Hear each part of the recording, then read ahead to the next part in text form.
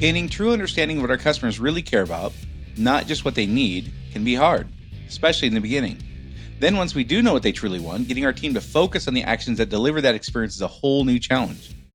Today, I'm going to talk about a way to confirm what our customers really care about and provide a tool that will help our teams stay mindful of how our customer assesses our performance overall.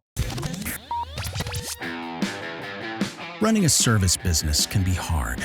It is not unusual for business owners in industries like contracting, home repair, auto repair, business-to-business services like janitorial, IT and accounting, and many others to feel overwhelmed by all the priorities facing them at any given time. Between addressing the needs of the customers, managing the employees, figuring out the financials, and getting processes in place, feeling like you're making significant progress on your business journey can be difficult. Welcome to Service Industry Success, hosted by Brian Harding. Each week, Brian will look at real-world strategies for building the business you are dreaming of, while also sharing tactics to get through some of the most frustrating parts of business ownership with a lot more ease. Let's get started. We knew we had done it when our customers routinely were our best outside salespeople and advocates. I mean, this was a change that I could hardly put into words. Like when we would walk into a situation, a trade show or a convention or a monthly meeting or whatever, and our customers would go seek out people to tell them how good we were, we knew we had done it. Like that was that. I'll never forget that feeling. But it wasn't always like that. In the beginning, it was quite the opposite. In the beginning, we first started out, business owners who were good at our craft, but didn't understand a lot of things that we would learn along the way. In the beginning, it felt like we were just shouting to the world, like, hey, you don't get it. We really are different. We really are better. We really do have all this experience. We really do care. Like we're just shouting all this stuff and nobody cared. There's just no other way to say it. It just felt like nobody cared. And we just kept trying to say it over and over, but we provide great value and we care and like expertise and warranties and like and nobody cared. We were just so focused on showcasing our technical expertise that we didn't really have an understanding of what people really wanted. I mean, that's really what it came down to. We focused on what they needed, which was us fixing the widget, and we focused on how good we were at that. But we didn't understand how to articulate what they really wanted. And so our stuff didn't look very attractive to people, quite frankly. And it was hard because we couldn't stand out. And it felt like we were failing over and over again. It was just so frustrating to keep spending money, time, and effort trying to get a message out that it just seemed like nobody really cared about. And then again, fast forward a few years, and our customers were absolutely, this is in a commercial setting, so our customers were absolutely our greatest advocates. And our company and our lives, frankly, changed when we started trying to learn who we served best and what they really wanted. And so in the beginning, we were trying to be everything to everyone. Like, yeah, if you're in this geographic area and you have a problem we can fix, like we're your guys. Like that was kind of our approach, right? And almost all businesses start out this way. In the beginning, like if somebody has a pulse, a problem, and a check that'll clear, like that's our customer, right? But over time, we began to learn there were certain kinds of people we served better than others. And again, we found our niche, and our business was more B2B. And in the beginning, frankly, we didn't want to do commercial stuff. We wanted to be all B2C, all to homeowners. But what our company became was 95% B2B. When I sold my shares, 95% of our revenue came from other businesses. And that was just a metamorphosis that happened over time. We learned who we served well. We learned what they really cared about, and we delivered on those things. And that's this change happened when we started paying attention to. I'll never forget. We walked into a customer's office, and we literally said to her, "We want more customers like you. How do we do that?" And that was the beginning of this entire process of us unfolding, not only who we served well, because we had pinpointed by that point. We're like, hey, we really work well with this customer. How do we get more like that? And so we went and literally just asked her, how do we find more people like you? Oh, and by the way, why do you like us? And it seems silly now, but that was kind of the beginning of it. Is we literally walked in, this gal, Jennifer was her name. We walked in her office and asked those questions. Now, so then this began the process of over the next, I'd say 2 years, probably 18 months to 2 years of regularly attending those association meetings that she pointed us to, and getting immersed in that industry to meet these people, quite selfishly, like to go find new customers. But also, we really started paying attention to what they said they cared about and what they wanted. Now, we knew that they needed people like us to fix the widget. That was a given. But we wanted to know, what do they really want? Like, how do we stand up? Because we'd had now, 2 years of shouting to the world about how great we were. Nobody cared. Like, we figured out that that wasn't the answer. So we began the process of asking over and over and over again, yes, we know you need people to fix the widgets, but what do you really want? What do you really care about? What makes your life better? What makes you choose one provider over another? And what we learned was it had very little to do with fixing the widget. They expected that we would fix the widget. They wouldn't call a company like ours anticipating they couldn't fix the problem. It would make no sense, right? So we began over this period of time learning what they really wanted. And we learned what they cared about most was communication, you know, not having full voicemails, knowing what's going on, stuff like that. It's very experiential stuff, right? So once we learned these things, what really mattered to our customers, the next challenge was then getting our team to deliver on those things. And this was a challenge because our people out in the field who did the work, they defaulted to a position, a mindset that what the customer truly cared about was how well we fixed the widget. And they had years, in some cases decades, of kind of a portfolio of evidence that they use to support this notion. Now, I know that we all want to be appreciated, we all want to be respected, we all want to be admired, and we all want to be, known for our expertise. That's a human nature thing. So I believe that that's much at the root of this, right? Our people want to be experts, and they go through a lot of training to get really good at what they do to become those experts, and they want people to appreciate that. That's a very human thing to do. But they also kind of had this portfolio of evidence, and they had to have stories and examples of times where we had come in, or they had come in if they worked at a different company first, or we had come in as a company behind a competitor who had failed and couldn't fix the thing, and we fixed the thing, and the customer raved. Well, of course the customer raved in that situation. Of course, when you have a company fail at fixing the thing and then another company comes in and fixes it, like they're, ooh, wow, this is awesome. But what percentage of the time is that really happening? For most of us, that's happening, 5% of the time, 3% of the time, 10% of the time, whatever. It's not 87% of the time, right? But these were the stories and examples that they hung on to support their position, which I believe is driven by our desire to be appreciated and recognized as experts. But this is where they were at. Is they had these stories and examples where we'd come in behind a competitor who'd failed, and the customer raved about that.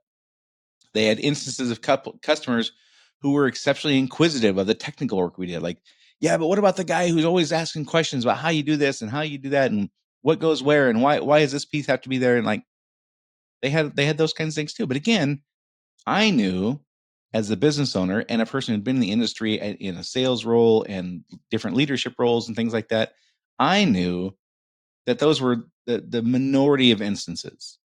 The overwhelming majority of the things that people really cared about were not about just the technical thing. It was about the overall experience, right?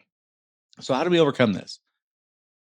Well, one of the things that I did, again, going back to that time, when we first learned who we were serving well, and like we wanted to figure out how to get more people like that, and why did we work well with this particular cohort, this particular industry.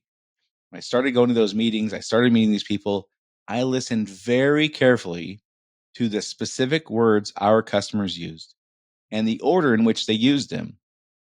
Not only when they were explaining to me like what they were looking for in the beginning, which was oftentimes, but remember, I started out by saying we knew we had done it when those customers became our biggest advocates. When they would go brag on us to their friends and their peers in the industry, I listened very carefully to the exact words they used and the order in which they used them. And I would share those examples with our team. So when Kelly, for example, we were at a regional conference in Montana. When Kelly was there literally grabbing people and she would say, "Do you know these guys? Do you work with these guys?" And if they said no, she would say, "You got to use them, and here's why." And she would talk about how well we communicated and how we were punctual and how all these things. Oh, and by the way, they do good work too. And that was the order in which she explained things. She talked about all the experiential things and how he made her life easier and how he made her life better and how he made her look competent to her customers. And oh, by the way, they also fix things well too. And those were the kinds of examples I would share with our team. And I would come back almost always with a person who had been there with me from our company.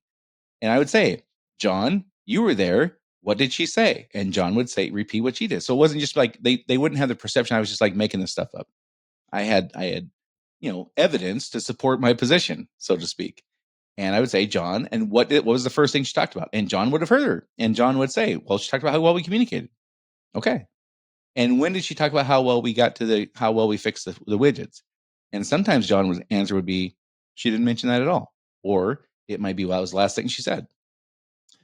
So this was a way that we began using real life examples to support our position that yes, we have to fix this stuff technically well. We have to fulfill the obligation of our contract and do the services we've said we would do for the money we said we would receive. Yes, we have to do those things, but that's the floor. That our technical ability establishes the floor. The experience we provide sets the ceiling. And I would use our customers' very words in instances where there was more than one of us there. So it wasn't just me. Sometimes it was just me, but I would try to find instances where somebody else was there from the company as well and say, what were the specific words and what was the order? And over time, this began to build an understanding amongst our team that yes, the technical stuff matters, but the experience is what they really brag about. The experience is what they really complain about. When they would talk about, I would take somebody on a sales call to a new client, or the first walkthrough or whatever. What were experiences you had with previous competitor or previous providers that you didn't like? And same thing. What would they talk about? Once in a while, they would say, "Well, I had Joe Bob come out and he couldn't fix the widget." Okay, but the overwhelming majority of the time, it would talked about, well, they didn't communicate well, they weren't on time, they all the things, right? So that was a specific mechanism we use to get our people to understand, yes, the technical stuff matters, but what really matters is the entire experience, which incorporates all these other aspects, right? We also kind of established, looking back in hindsight, we didn't do this consciously, but this is what we did. And if we would have done it consciously, it would have happened a lot better and a lot faster for sure. But we didn't do it that way. I would recommend doing it that way. If I ever do this again, this is what I'm going to do. We established kind of a definition of success as being more of an authority of our customer's entire experience, not just technical experts. And again, this kind of happened organically and it wasn't planned. I can't say that I knew this is what we had to do. I'm just looking back now and going, that's kind of what we ended up with. Was our guys had an understanding that we just didn't want to be technical experts. We wanted to be the authority on how to serve our customer, which means we had to incorporate the experiential things at least as much as we did the technical stuff. We would read out loud attaboys and 5-star reviews in our team meetings, our company wide meetings we had every week.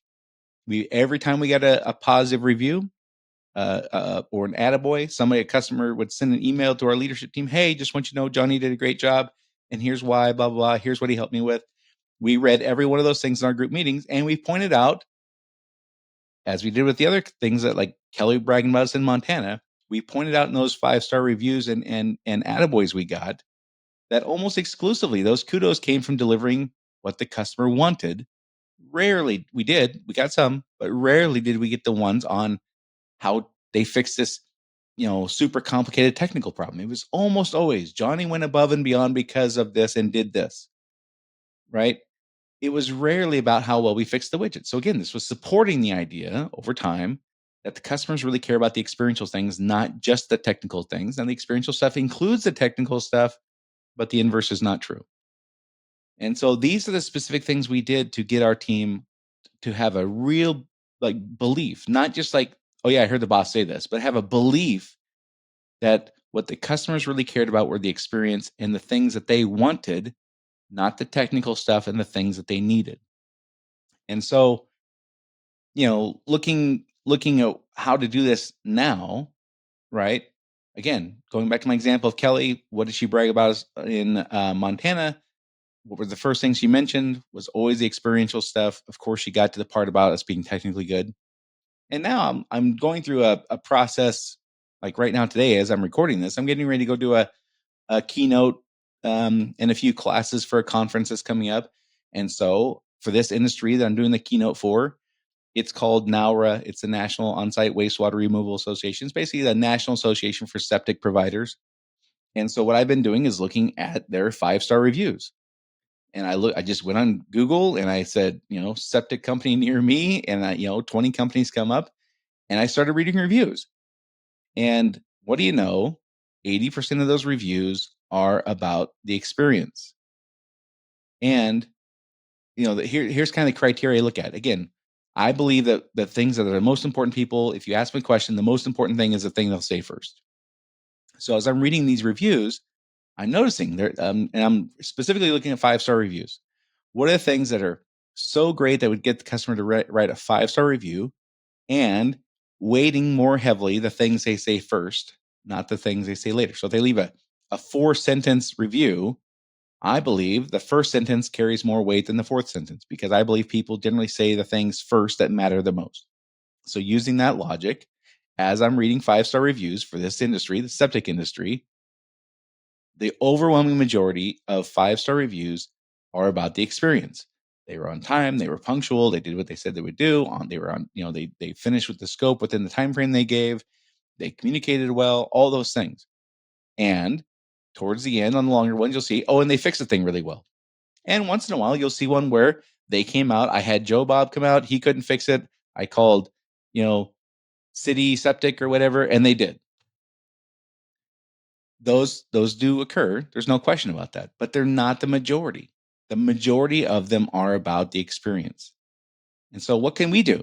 Well, if you're in a B2B industry, do what we did. Listen carefully to the words that your enthusiastic customers use when telling you or your peers about why they like your company. What are the specific words they use? And we got to listen carefully to the order in which they say those things. Also, listen carefully to what companies complain about when talking about negative experiences with other companies. And again, they're going to mention the technical stuff once in a while. They're going to have experiences where companies have not fixed the thing. Okay, got it. And what else? Right? So if you're going to find people who have those experiences. I'm not diminishing that stuff. We have to be technically good. That sets the floor. But generally speaking, your enthusiastic customers, when telling you or your peers about why they like your company, it's going to be more about the experience. And the words that they use matter, because it matters that we learn their words, not get them to incorporate our words. And it's important that our team understand their words and believe those words matter, rather than trying to convince the customer that what they should really care about is our technical expertise. Same thing if you're B2C. Read the 5-star reviews in your industry, not just your company. Read them all. Read all the 5-star reviews.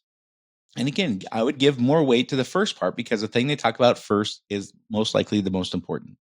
Again, if you ask me a question about what do you like about this, what do you not like about that, they might have 3 things, but the first thing is the most important thing almost always. Are there exceptions? Yes. But generally speaking, I believe that's true. So you have tools available to you right now. You have customers who like you. You have customers who brag about you. You have customers who tell others about you enthusiastically. And you have customers, if you're more of a residential or B2C kind of a situation, you have customers who leave 5-star reviews, or you have competitors who've had customers who've left 5-star reviews. Those are fantastic tools, not only for us to learn what people really care about, but more importantly, I think, maybe not more importantly, more difficult perhaps, is getting our people to truly believe this stuff and believe that we need to be the authority in our industry, which requires that we incorporate addressing what the customer wants, not just what they need, not just be the technical experts. There's a difference between being a technical expert and being the authority. And if we want to be the authority, we got to know all this stuff. If we're just going to be satisfied being the technical expert, it's going to be a tougher road, because nobody cares. Nobody cares about our technical expertise. They care about them. When they're looking for a provider, they care about them and they want what they want. And they know they need this thing, but they still want what they want. And this is a hard thing for us to learn, and even harder, I think, to get our people to really believe and buy into and participate in. And so these are tools that I've used personally. They worked really well. It didn't happen overnight. It took repetition, took reps. But after a while, it really did work. And our guys really did pride themselves on being the authority, not just the technical expert. And again, the way we knew we had done it is when we walked in those meetings and we heard we literally had customers drag people over. Have you ever used these guys? No. You got to start using them. That's when we knew we did it. And that was a magical feeling. That was 180 degrees from where we started, when we were trying to shout to the world about how we were great at technical expertise and nobody cared. So anyhow, if you find this information I share helpful, please share this podcast with a friend or colleague you think could benefit. Of course, public sharing is also appreciated. And that's it for this week, and I'll talk to you all next week.